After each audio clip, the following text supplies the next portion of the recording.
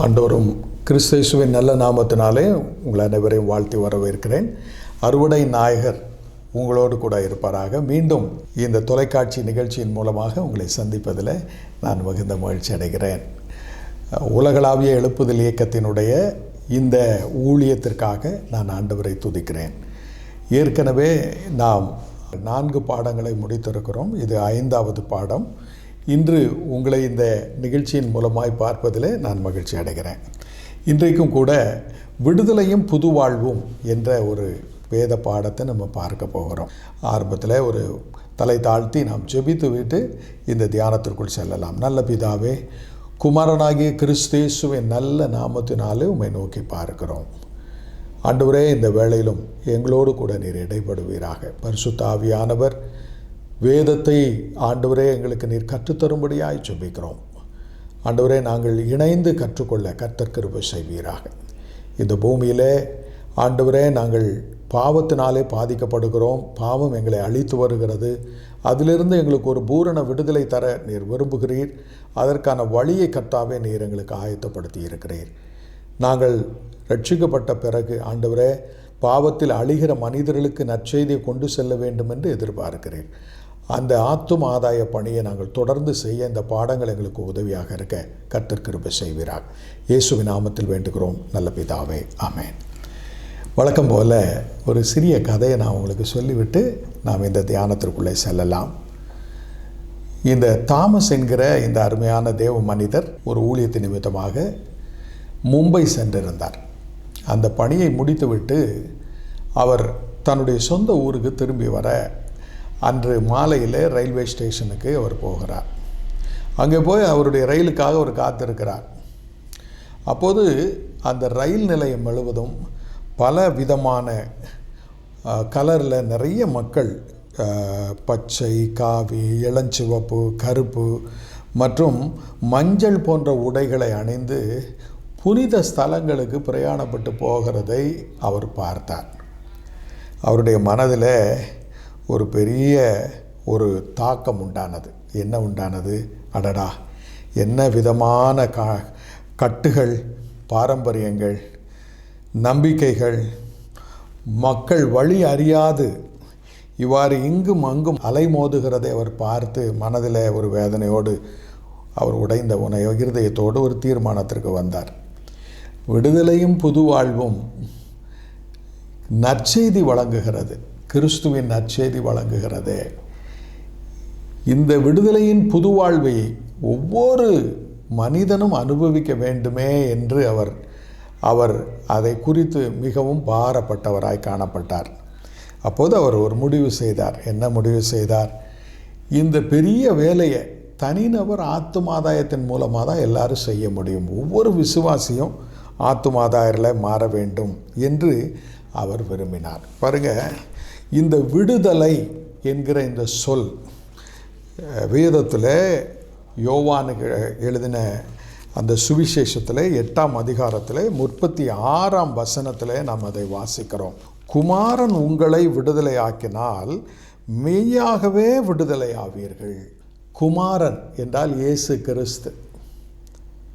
பிதாவினுடைய சாயலாக, பிதாவினுடைய அன்பின் வடிவமாக வெளிப்பட்டவர் குமாரனாகிய கிறிஸ்து இயேசு. இந்த உலகத்தில் 33.5 வருடம் அவர் வாழ்ந்தார்.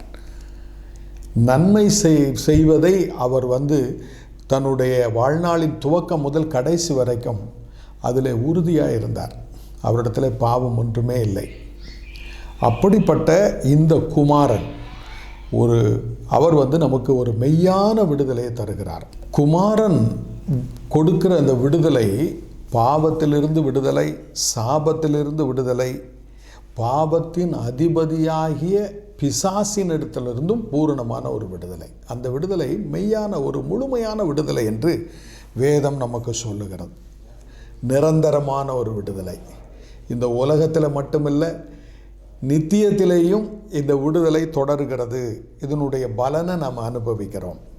பாருங்கள், மார்க்கு 1ஆம் அதிகாரம் 15ஆம் வசனம் இப்படி சொல்லுகிறது. மார்க்கு 1:15 பாருங்கள்.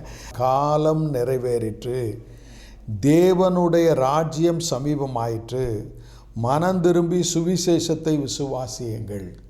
இந்த விடுதலையும் புது வாழ்வும் எப்படி நம்முடைய வாழ்க்கையில் செயல்படுகிறது? இயேசுவானவர் சொல்லும்போது 1ஆம் நூற்றாண்டில் அவர் அந்த ஞான ஸ்நானம் பெற்று கரையேறி தம்மை உலகத்திற்கு வெளிப்படுத்தின உடனே அவர் சொன்ன வார்த்தை என்னென்னா, காலம் நிறைவேறிவிட்டது, தேவனுடைய ராஜ்யம் உண்டாயிருக்கிறது. பாருங்க, இயேசு கிறிஸ்துவினுடைய நற்செய்தியை மனம் திரும்பி விசுவாசிக்க ஆரம்பிக்கும் போது ஒரு மனிதனுக்குள்ளே ஒரு பெரிய விடுதலை வருகிறது. இதில் கிறிஸ்துவினுடைய நற்செய்தியை பற்றி நம்ம அறிந்து கொள்ளணும். மனம் திரும்புதல்னா என்ன? பாவ வாழ்க்கையிலிருந்து இப்போது வாழுகிற வாழ்க்கை எனக்கு விடுதலை இல்லாத ஒரு வாழ்க்கை, ஒரு பாவமான வாழ்க்கை, ஒரு அருவருப்பான அசுத்தமான வாழ்க்கை என்று அந்த வாழ்க்கையை வெறுத்துவிட்டு கிறிஸ்துவை நோக்கி பார்ப்பது, பரிசுத்தமான வாழ்வுக்காக, ஒரு சுத்தமான வாழ்விற்காக, ஒரு நிறைவான வாழ்வுக்காக கிறிஸ்துவை நோக்கி பார்ப்பது அல்லது கிறிஸ்துவின் சுவிசேஷத்தை நம்புவது. இந்த செயலை நம்ம செய்ய ஆரம்பிக்கும் போது ரட்சிப்பு நம்முடைய வாழ்க்கையில் வருது. ரட்சிப்பு என்றால் என்னென்னா, தேவனுடைய ஆளுகை நமக்குள்ளே வருகிறது. இதை பாருங்க, அப்போஸ்தலனாகிய பவுல் எபேசியருக்கு எழுதின நிருபம் 2ஆம் அதிகாரத்தில், அக்கிரமங்களினாலும் பாவங்களினாலும் மரித்திருந்த உங்களை அவர் உயிர்ப்பித்தார். பாருங்க, இந்த விடுதலைக்கு முன்பு பாவத்தினாலும் அக்கிரமத்தினாலும் மரித்த ஒரு வாழ்க்கை. மனிதனுடைய ஆன்மா, ஆவி, சரீரம் மூன்றும் பாவத்தினால செத்து கொண்டு இருக்கிறது. இந்த புது வாழ்வு, விடுதலையும் புது வாழ்வும் நமக்கு என்ன கொடுக்கிறதுனா, இந்த அக்கிரமங்களிலிருந்தும் பாவங்களிலிருந்தும் நம்மை அது விடுவிக்கிறது. விடுவித்து தேவனுடைய ஆளுகைக்குள்ளே நம்மை கொண்டு வருகிறது. அது எப்படின்னா, நம்முடைய ஆன்மாவில், நம்முடைய ஆவியில், நம்முடைய சரீரத்தில் அவருடைய ஆளுகை நமக்கு கிடைக்கிறது. இந்த ஆளுகை என்பது என்னன்னா, நம்முடைய சிந்தையில் அந்த ஆளுகை. நம்ம இந்த உலகத்தில் வாழ்ந்தாலும் நம்ம தேவனுடைய ஆளுகைக்குள்ளே வருகிறோம். அதற்கு முன்னால் இந்த உலக அதிபதியினுடைய ஆளுகைக்குள்ளே இருந்தோம். இப்போது ஒரு மனிதன் மறுபடி பிறந்த உடனே தேவனுடைய ஆளுகைக்குள்ளே அவர் உள்ளே வருகிறார். பாருங்க, இந்த மனம் திரும்புதல் அப்புறம் சுவிசேஷத்தை விசுவாசிக்கிற இந்த ஒரு காரியத்தினால நம்முடைய வாழ்க்கையில் விடுதலையும் புது வாழ்வும் துவங்க ஆரம்பிக்கிறது. இந்த விடுதலையும் புது வாழ்வையும் ஆண்டவர் நமக்கு ரட்சிப்பு என்று கொடுக்கிறார், விடுதலை என்று கொடுக்கிறார், புது வாழ்வு என்று கொடுக்கிறார். இதை யார் கொடுக்கிறா? பிதாவாகிய தேவன் நமக்கு கொடுக்கிறார். பிதாவாகிய தேவன் நமக்கு இதை கொடுக்கிறதுனால நாம் நம்முடைய வாழ்க்கையில் பெற்றுக்கொள்ள விரும்புகிறோம். அதை குறித்து வேதம் நமக்கு மிக தெளிவாக சொல்லுகிறது. எபிரேயர் 9ஆம் அதிகாரம் 22ஆம் வசனம், நியாயப்பிரமாணத்தின்படி கொஞ்சம் குறைய எல்லாம் இரத்தத்தினாலே சுத்திகரிக்கப்படும், இரத்தம் சிந்துதல் இல்லாமல் பாவ மன்னிப்பு உண்டாகாது. இந்த வசனத்தின்படி நம்ம என்ன பார்க்குறோன்னா, நியாயப்பிரமாணத்தின்படி கொஞ்சம் குறைய எல்லாம் இரத்தத்தினாலே சுத்திகரிக்கப்படும். பாவத்திற்கு பரிகாரம் இரத்தம் என்று வேதம், அதாவது நியாயப்பிரமாணம் சொல்லுகிறது. இந்த இரத்தம் பாவ நிவிர்த்திக்காக கொடுக்கப்பட்டு இருக்கிறது. இரத்தம் சிந்துதல் இல்லாமல் பாவ மன்னிப்பு இல்லை. மனிதன் பாவத்தில் பிறந்ததுனால பாவம் செய்கிறான். பாவத்திலிருந்து விடுதலை பெறணும்னா அதற்கு பிரமாணம் என்ன சொல்லுகிறது என்றால், பலி செலுத்த வேண்டும். லேவியராகமும் 17ஆம் அதிகாரம் 11ஆம் வசனம் இப்படி சொல்லுது, மாமிசத்தின் உயிர் இரத்தத்தில் இருக்கிறது, நான் அதை உங்களுக்கு பலிபீடத்தின் மேல் உங்கள் ஆத்துமாக்களுக்காக பாவ நிவிர்த்தி செய்யும்படி கட்டளையிட்டேன். ஆத்துமாவிற்காக பாவ நிவிர்த்தி செய்கிறது இரத்தமே. அதாவது பிரமாணம் என்ன சொல்லுகிறது என்றால், ஒவ்வொரு பாவத்திற்கும் ஒரு பலி செலுத்த வேண்டும். ஒரு மனிதன் எவ்வளவு பாவம் செய்கிறான், எவ்வளோ பலி தான் செலுத்த முடியும்? இது பழைய ஏற்பாட்டில் பாவத்தை பரிகரிக்க தேவ பிரமாணம் அப்படி இருந்தது. கிறிஸ்து வருகிற வரைக்கும் ஒரு பூரணமான பலி இல்லை. ஆகையினால கர்த்தர் அவருடைய குமாரனாகிய இயேசு கிறிஸ்துவை இந்த உலகத்திற்கு அனுப்பினார். எபிரேயர் 10ஆம் அதிகாரத்தில் 5ஆம் வசனம் இப்படி சொல்லுகிறது, ஆகையால் அவர் உலகத்தில் பிரவேசிக்கும் போது பலியையும் காணிக்கையையும் நீர் விரும்பவில்லை, ஒரு சரீரத்தை எனக்கு ஆயத்தப்படுத்தினீர், சர்வாங்க தகன பலிகளும் பாவ நிவாரண பலிகளும் உமக்கு பிரியமானதல்ல என்கிறீர். அப்பொழுது நான், தேவனே உம்முடைய சித்தத்தின்படி செய்ய இதோ வருகிறேன், புஸ்தக சுருளில் என்னை குறித்து எழுதியிருக்கிறது என்று சொன்னேன் என்றார். இந்த வசனம் என்ன சொல்லுதுன்னா, பூரணமான பலி பழைய ஏற்பாட்டு காலங்கள் வரைக்கும், கிறிஸ்துவின் காலம் வரைக்கும் செலுத்தப்படலை. ஒரு மனிதன் வாழ்நாளெல்லாம் செய்கிற பாவங்களுக்கு அவன் பிராயச்சித்தமாக பலி செலுத்தி கொண்டே இருக்க வேண்டியது இருக்கிறது. ஒரு பூரணமான பலி இல்லை. பிதா பாவத்தை பாராத சுத்த கண்ணர். பிதா அன்பானவர், அதே நேரத்தில் நீதியானவர். அவர் ஒரு பாவியை பரலோகத்துக்கு அனுமதிக்க முடியாது. அதே நேரத்தில் அவர் அன்பாக இருக்கிறதுனால பாவி சாகிறத ஆண்டவர் விரும்பலை. ஆகையினால் அவர் என்ன செய்கிறாருன்னா, ஒரு பூரணமான பலி வேண்டும் என்று சொல்லி தமது சாயலான குமாரனாகிய கிறிஸ்து இயேசுவை மனுக்குலத்துக்காக மரிக்கும்படி இந்த உலகத்திற்கு அனுப்பி வைத்தார். அவர் ஒரு பூரணமான பலியாக, பாவத்தை பரிகரிக்கிற ஒரு பூரணமான பலியாக சிலுவையில் மரித்தார். அப்போஸ்தலனாகிய பவுல் ரோமருக்கு எழுதும்போது 5ஆம் அதிகாரம் 8ஆம் வசனத்தில் அவர் இப்படி எழுதுகிறார், நாம் பாவிகளாக இருக்கையில் கிறிஸ்து நமக்காக மரித்ததினாலே தேவன் நம்மேல் வைத்த தமது அன்பை விளங்க பண்ணுகிறார். நாம் நல்லவனாக இருக்கும்போது கிறிஸ்து மரிக்கலை, சுத்தமாக இருக்கிறதுனால கிறிஸ்து மரிக்கலை. நாம் பாவியாக இருக்கும்போது நமக்காக அவர் மரித்தார். ஏன் அவர் மரித்தார்? நம்மை பாவத்திலிருந்து மீட்டெடுக்க, நமக்கு ஒரு விடுதலை வாழ்வை கொடுக்க, ஒரு புது வாழ்வை கொடுக்க, மனிதருக்கு கொடுக்க அவர் இந்த உலகத்தில் அதை செய்தார். அன்பான தேவனுடைய பிள்ளைகளே, வெள்ளாட்டுக்கடா, இளங்காளை இவைகளின் இரத்தத்தினாலே அல்ல, தம்முடைய சொந்த இரத்தத்தினாலும் ஒரே தரம் மகா பரிசுத்த ஸ்தலத்திலே பிரவேசித்து நித்திய மீட்பை உண்டு பண்ணினார் என்று எபிரேயர் 9:12 சொல்லுகிறது. இந்த வெள்ளாடு, கடா போன்ற பலிகளை அவர் நிறுத்தும்படி ஒரு பூரண பலியாக கிறிஸ்து சிலுவையில் மரித்தார். ஏன் மரித்தார்? எல்லாருடைய மனுக்குலத்தினுடைய எல்லாருடைய பாவத்திற்காகவும் அதற்குரிய தண்டனையாக, அதற்குரிய பிராயச்சித்தமாக, பாவத்திற்கான அந்த பூரணமான தண்டனையை சிலுவையில் அவர் பூரணமாக அனுபவித்தார். இப்போது கிறிஸ்து நமக்காக மரித்ததுனால, அவர் பிதாவுக்கு தன்னுடைய இரத்தத்தினால அந்த பாவ மன்னிப்புக்கான கிரயத்தை செலுத்தினதுனால, பிதாவாகிய தேவன் குமாரனாகிய கிறிஸ்துவை நமக்காக அவர் மரித்து அவருடைய கிருபையினால நம்ம என்ன செய்யப்பட்டிருக்கிறோம்? மீட்கப்பட்டிருக்கிறோம். ரோமர் 10ஆம் அதிகாரம் 4ஆம் வசனம் சொல்லுகிறது, விசுவாசிக்கிற எவனுக்கும் நீதி உண்டாகிறது, கிறிஸ்து நியாயப்பிரமாணத்தின் முடிவாய் இருக்கிறார். இப்போ பாருங்கள், கிறிஸ்து நியாயப்பிரமாணத்தினுடைய முடிவாய் இருக்கிறார். அன்பான தேவனுடைய பிள்ளைகளே, இந்த காணொலியின் மூலமாக நாம் என்ன கற்றுக்கொள்ளுகிறோம்?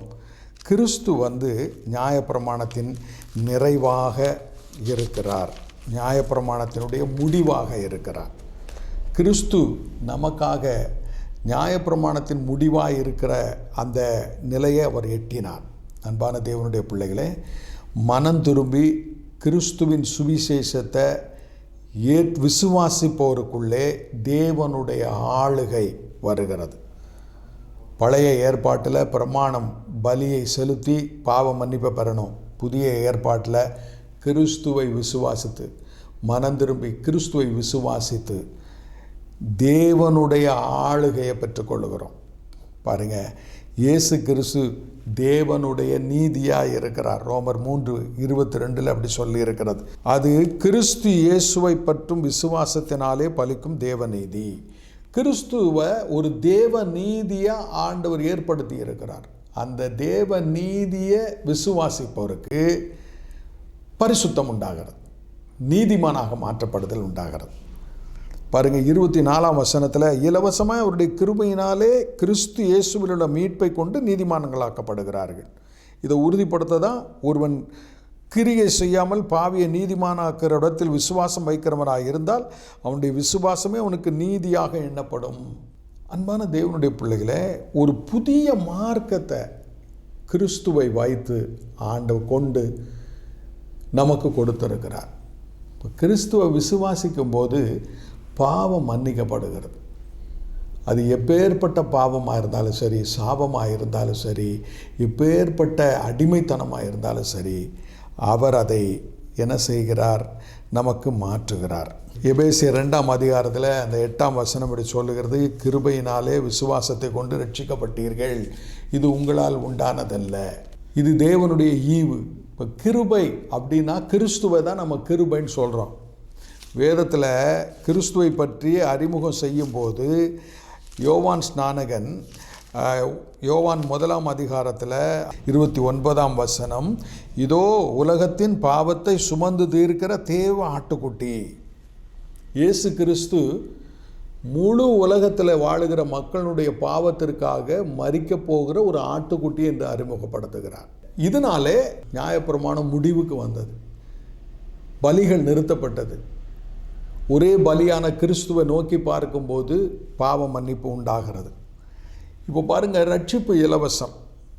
இந்த கிருபையை குறித்து நாம் பார்க்கும்போது என்ன அப்படின்னா, அதாவது ஒரு தகுதி இல்லாதவனுக்கு அருளப்படும் ஈவு என்று அதை விளக்குவார்கள். என்னுடைய பார்வையில் நான் அதை எப்படி பார்க்கிறேன்னா, ஒரு குஷ்டரோகியை ஒரு அதிசய வைத்தியன் குணமாக்கி தனது மகனாக ஏற்றுக்கொள்ளுகிறதான் கிருபை. பாவத்தில் அழிந்து கொண்டிருந்தேன், ஒரு குஷ்டரோகியை போல வாழ்ந்து கொண்டிருந்தேன். இந்த அதிசய வைத்தியர் இயேசு என் வாழ்க்கையில் வந்து என் குஷ்டரோகத்தை சுகமாக்கி என்னை அவருடைய சொந்த பிள்ளையாக மாற்றிட்டார். இதுதான் கிருபை. இதில் இந்த குஷ்டரோகியினுடைய பங்கு ஒன்றுமே இல்லை. குஷ்டரோகி என்ன செய்கிறான்? இயேசுவை நோக்கி பார்க்கிறான், அந்த வைத்தியரை நோக்கி பார்க்கிறான். பரம வைத்தியரே, என்னுடைய குஷ்டரோகத்தை நீக்கி என்னை குணமாக்கும் என்று சொல்லுகிறான். அவன் மேலே மனதுருகி அவனை குணமாக்குனதோடு மட்டுமில்லாமல் தன்னுடைய சொந்த பிள்ளையாக தன்னுடைய ராஜ்யத்தினுடைய ஆளுகைக்குள்ளே இயேசு அவனை எடுத்துக்கொள்ளுகிறார். இதுதான் விடுதலையும் புது வாழ்வும்.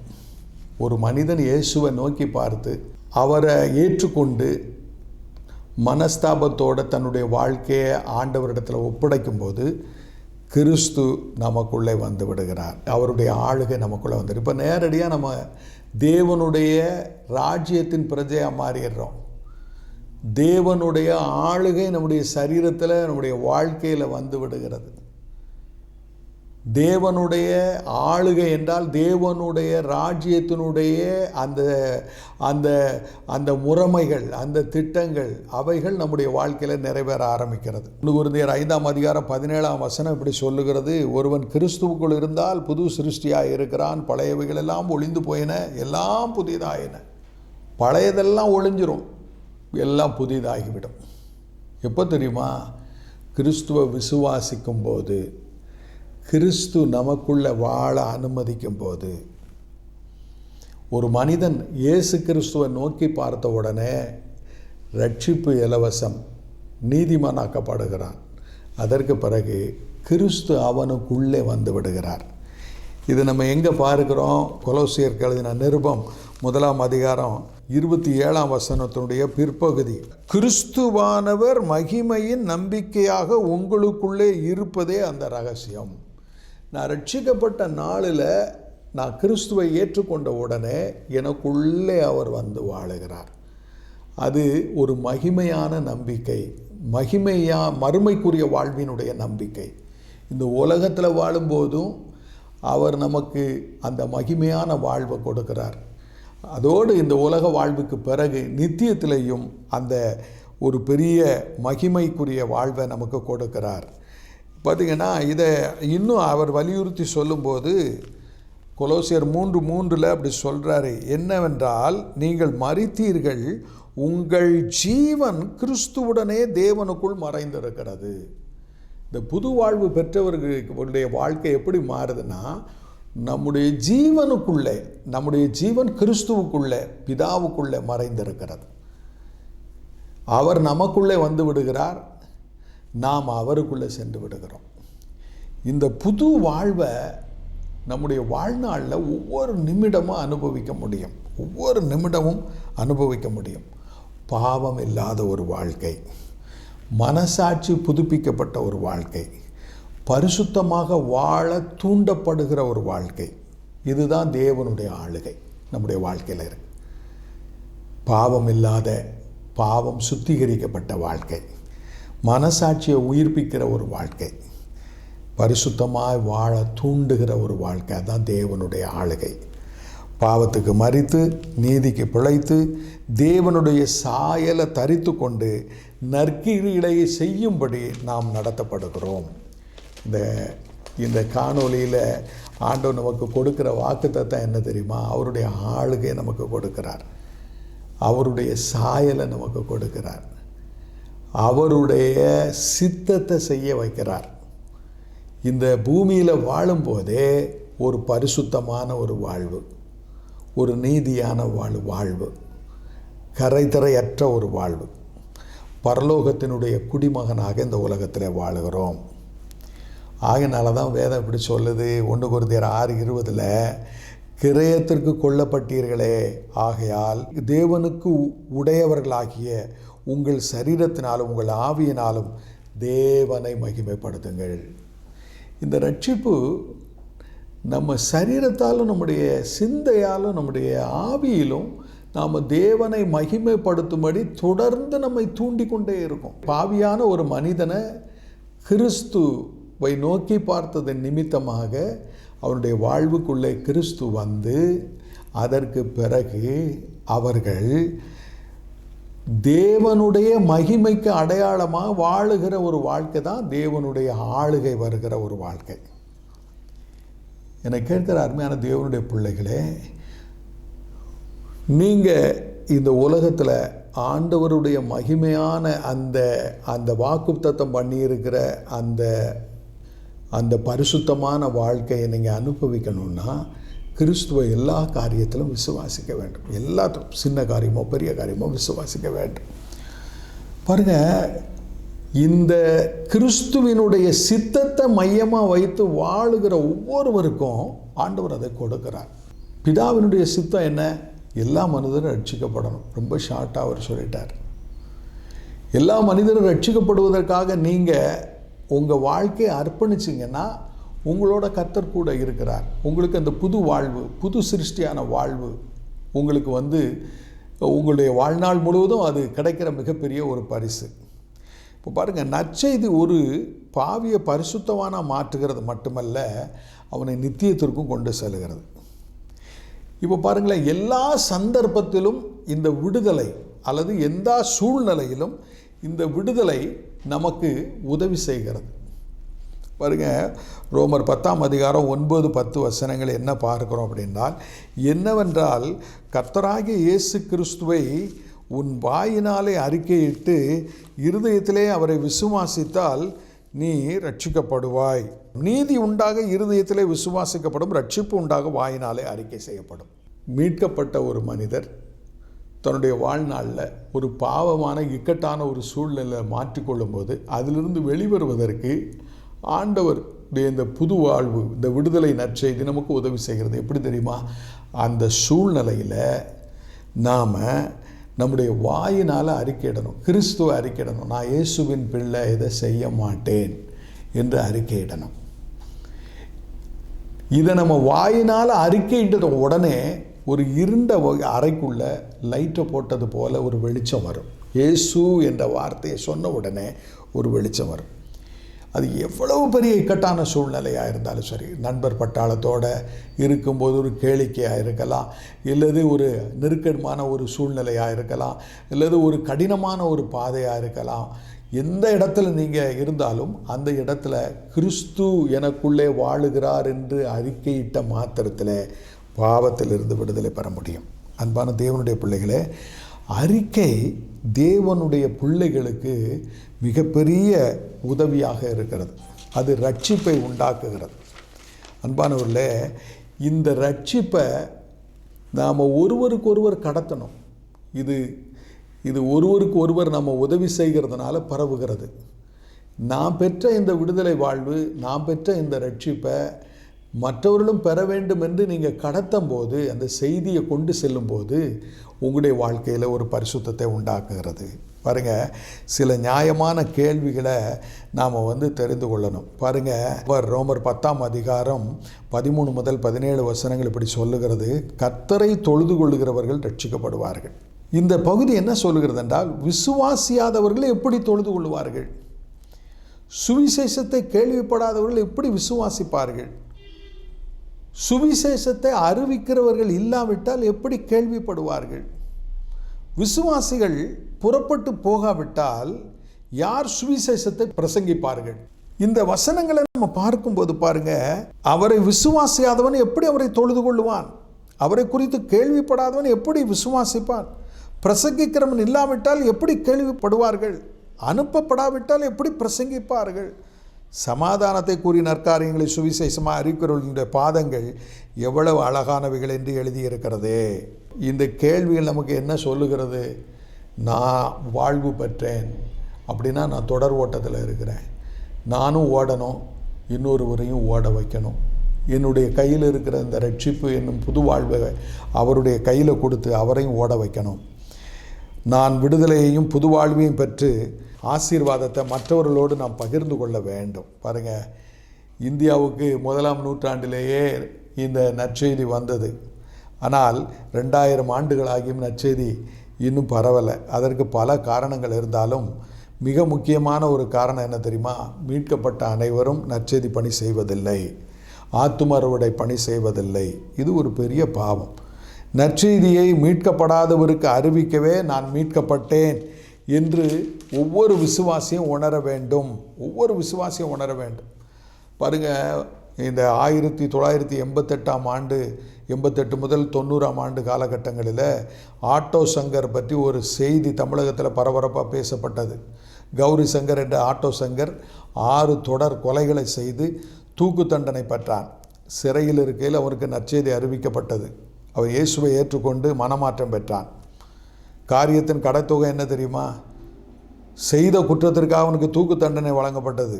ஆனால் அவனுக்கு இளம் பிராயத்தில் கிறிஸ்துவின் நற்செய்தி அறிவிக்கப்பட்டிருந்தால் இந்த உயிரிழப்பு, தொடர் கொலைகள் இருந்திருக்காது, மரண தண்டனை பெற்றிருக்க மாட்டான். அப்போது ஒரு மனிதனுக்கு நற்செய்தியை மாத்திரம் சொல்ல வேண்டிய காலத்தில், சொல்ல வேண்டிய நேரத்தில் சரியாக நம்ம சொல்லி புது வாழ்வுக்குள்ளே நடத்திட்டோன்னா இந்த உலகத்தில் எத்தனை ஆத்துமாக்கள் நரகத்துக்கு போகிறத தடுக்க முடியும்?